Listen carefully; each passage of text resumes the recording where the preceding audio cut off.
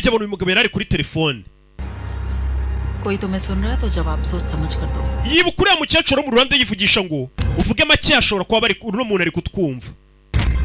Yahise amenya ko uriya mukecuru ashobora kuba ari we Fury. bivuze ngo ni we Fury. अपनी मौत से कब तक बच पाओगी? biswi wamaye njye ntabwo arizo nzakwitura. umukecuru amuhaye biswi zivuga turiya ni we Fury. ko baramubwiye ngo ni umugore ukuze aramwiboneye. baribonaniye.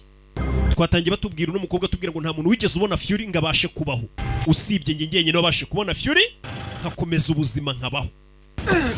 aza kuri wa mushoferi watwaye Fury imbunda yibagirwe.